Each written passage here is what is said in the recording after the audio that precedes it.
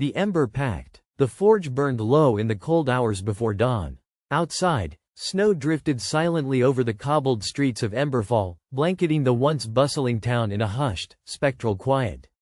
Inside the blacksmith's shop, the air trembled with sorrow, thicker than the smoke and soot that usually clung to its stone walls. Torin Hammerfall stood before the dying embers, his massive hands trembling, not from the cold, but from the helplessness that gripped his heart. His daughter, Lyra, lay upstairs, her fever unbroken for 3 days. The healer had left hours ago, shaking her head with solemn finality. "She won't last the night," the woman had whispered. "Make peace." But Torin was not a man who made peace with death. He was a blacksmith, a maker, a mender of shattered things. He had forged blades for lords, hinges for gates that held back invading armies, and chains strong enough to tether wyverns. Yet now, he stood powerless, unable to forge the one thing that mattered most, his daughter's life. The forge crackled, as if mocking him. He knelt beside it, his weathered face creased and grimy, sweat and soot painting sorrow across his brow. His calloused fingers gripped the iron tongs absently, not for work, but as if the act of holding something real could keep him anchored to this world. "I would give anything," he muttered. "Anything." The flames whispered. He froze. The fire twisted, coiling into unnatural shapes. Long, sinewy tendrils that licked the air like searching tongues. The forge roared, sudden and alive, though no new fuel had been added. A form emerged, impossible and radiant. The flames pulled into a figure, vaguely human but unnervingly fluid, its eyes coal black and smoldering with cruel amusement. Its voice, when it spoke, was the sound of crackling pine and roaring infernos. "You called." Torin stumbled back, heart-pounding. I didn't." The spirit tilted its head. Sparks danced from its crown like a burning halo. "You did. And I came. Your desperation sings sweet to me, blacksmith. The love of a father is a fire fierce and foolish. I will make you an offer." Torin's throat was dry. What are you?" "I am called Asher, the flame that hungers. I have burned since the world's first spark. I am older than kings, crueler than dragons. I have bargained with emperors and madmen, warlocks and widows. And now you." The fire spirit stepped forward. No heat radiated from it, only dread. "I will save your daughter. The fever shall vanish, her lungs clear, her heart beat strong again." Torin's chest tightened. "What's the cost?" Asher smiled, and it was like watching a forest burn. "Your heartbeat." Torin blinked. "My heartbeat? You will live, you will breathe, you will eat and walk and speak. But your heart will no longer beat of its own accord. It will burn in my forge, sustained by my will. You will be my vassal, a man half dead and half ash. And when your soul has withered to embers, it will be mine." He swallowed hard, eyes flicking to the stairs, up toward the room where Lyra lay, pale and fading. "Will she live a full life?" "Yes." "She won't suffer more illness?" "No trickery?" "She will grow, love, laugh, and cry. All the joys and sorrows of life will be hers. I have no interest in her soul. Only yours." The flames pulsed, waiting. Torin's eyes closed. He thought of her giggle when he braided her hair, the way she clutched his sleeve during thunderstorms, the wildflower drawings she left on his anvil. He opened his eyes. "Do it." Asher's fingers stretched toward his chest. Fire lashed from them, not burning, but sinking. Torin gasped as his heart stopped. Not from pain, but from silence. The world dimmed. Color bled from his vision. Sound dulled. His body felt heavy, sluggish, like he moved through ash. And in the center of his chest, he felt nothing. A hollow echo where his heartbeat had once been. Asher pulled something from him, a flickering ember, pulsing faintly. "Lovely," the spirit crooned, cradling it in his flame.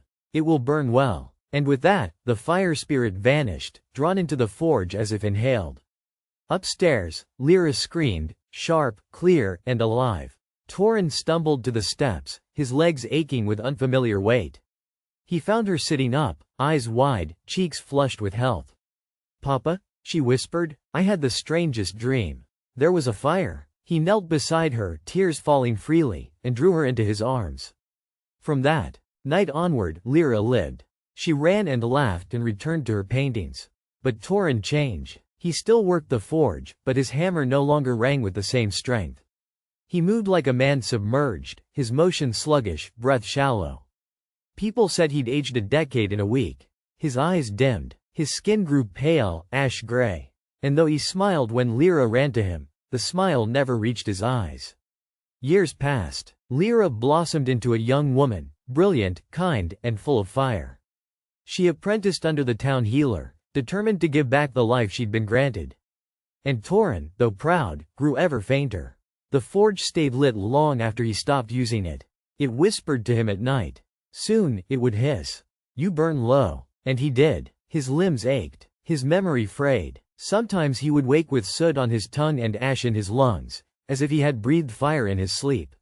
One day, Lyra found him collapsed near the forge. His breath was shallow, his skin cold. "I'm taking you to the temple," she said, frantic. "They have magic now. Maybe they can." "No," Torin rasped. "This is mine to bear." She stared at him. "What happened to you, Papa? Why have you been dying since the day I was healed?" He turned away. But the forge answered for him. Asher emerged from the flames once more, no longer merely curious but triumphant. His body was brighter, more solid, as if he had fed well. Lyra gasped, stumbling back. "You," she whispered. "You were in my dream." Asher smiled, licking flame from his lips. "She knows, blacksmith. Tell her. Let her see what her life cost." Torin rose, barely, his body shaking like brittle iron. "I made the choice," he said. "Not her. You deal with me." Asher's eyes glittered. "Indeed. The ember is nearly spent. I have come to collect." Lyra stepped forward. "Take me instead." Torin shouted, "No." But Asher laughed. "Your soul is pure, child, but I have no claim on it. No bargain made, no promise broken. The forge accepts only those who offer freely, or those whose debt is due." Torin's knees buckled. He could feel it, the ember inside him, dimming.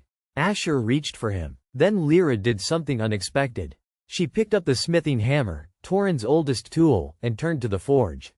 "I offer you this," she said, voice steady, gaze locked with the flames. "My fire. My will. Let me bear his ember." Asher paused, intrigued. "An exchange? Bold. You would carry his flame?" "Yes," she said. "I'll keep it burning. As long as I live, he lives." The spirit pondered. "You know the cost?" "I do. But I will live. I will breathe. I will walk. And I will carry him with me." Torin's hand found hers, trembling. "Lyra, no." She squeezed it gently. "You gave everything for me. Let me give something back." Asher let out a long, slow breath, the forge roaring with it. "Agreed." The flame surged, engulfing them both.